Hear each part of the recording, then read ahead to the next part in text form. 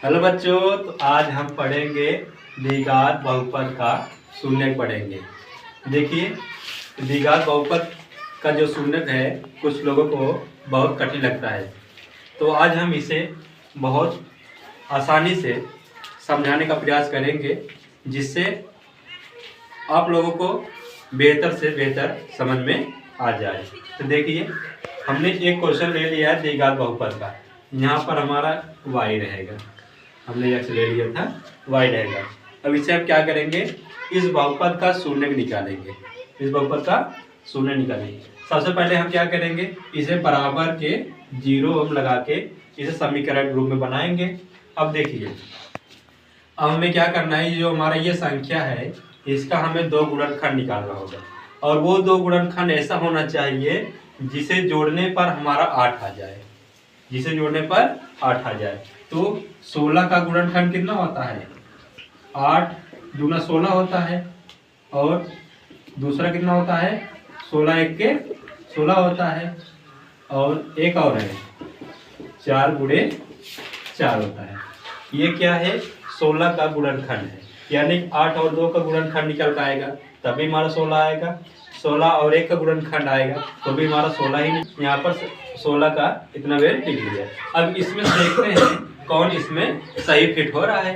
देखिए, जो 16 का गुणनखंड ऐसा होना चाहिए जिसे जोड़ने पर हमारा 8 आ जाए। तो कौन है, जैसे कि ये हमारे 16 का गुणनखंड ये भी है, 8 और 2 जोड़ेंगे तो हमारा 10 हो जाएगा, लेकिन 8 नहीं आ रहा है।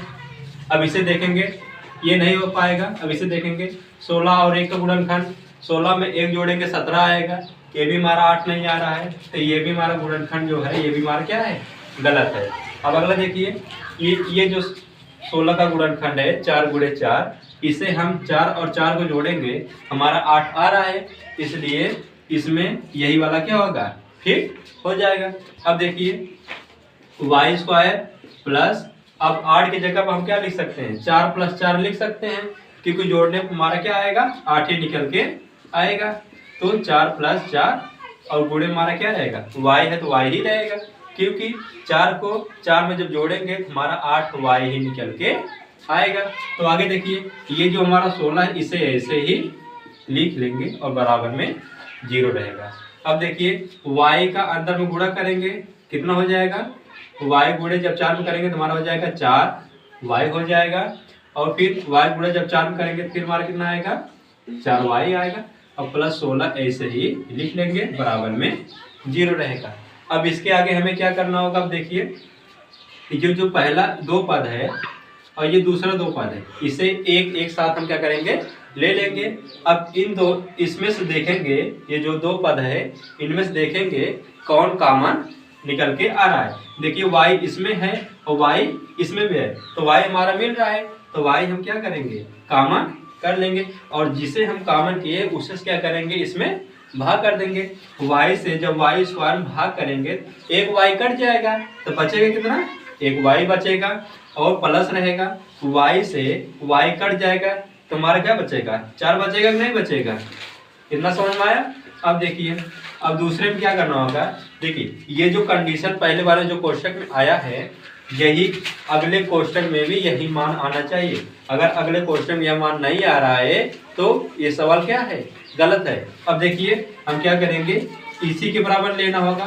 देखिए, यहाँ पर y है, तो अगला क्वेश्चन में हमारा क्या होना चाहिए, y ही निकाल कर आना चाहिए। हम क्या करेंगे, 4 कॉमन करेंगे। क्या कॉमन करेंगे, 4 कॉमन करेंगे, तो 4 से जब 4 में भाग करेंगे हमारा कितना आएगा, y आएगा। अब 4 पहाड़ कितनी बार पढ़ेंगे, हमारा 16 आएगा, तो 4 बेरी ही पढ़ेंगे, और बराबर में हमारा 0 ऐसे ही लगा देंगे। अब देखिए, इस क्वेश्चन में भी और इस क्वेश्चन में भी दोनों का मान बराबर है कि नहीं बराबर है। हम क्या करेंगे, इसे कॉमन करके लिख लेंगे एक क्वेश्चन में, इसे कॉमन करके लिख लेंगे एक क्वेश्चन में। और देखिए, इसका जो बाहर वाला संख्या है, इसके बाहर वाला जो संख्या है, इसे अगले क्वेश्चन में हम क्या करेंगे, लिख लेंगे। इतना समझ में आया। तो बराबर में हमारा 0 लगा देंगे। अब देखिए, यहीं से हमारा क्या होगा, यहाँ से हमारा शून्य निकल के आ जाएगा। हम क्या करेंगे, 0 जो है पहले इस कोष्टक बराबर में 0 करेंगे, हमारा y + 4 बराबर में 0 हो जाएगा। अगली बार हम क्या करेंगे, इस 0 को इस कोष्टक के बराबर में हम क्या करेंगे, जीरो लगा देंगे। ठीक, अब देखिए तो y बराबर हमारा कितना मान आएगा, 4 हमारा इधर प्लस है, बराबर दूसरी तरफ जाएगा हमारा किस में बदल जाएगा, -4 में। यही क्या है, पहला शून्य है। इसी प्रकार इसे देखेंगे, y बराबर कितना मान आएगा, ये +4 है तो बराबर हमारा हो जाएगा -4 हो जाएगा। समझ में आया इतनी बात।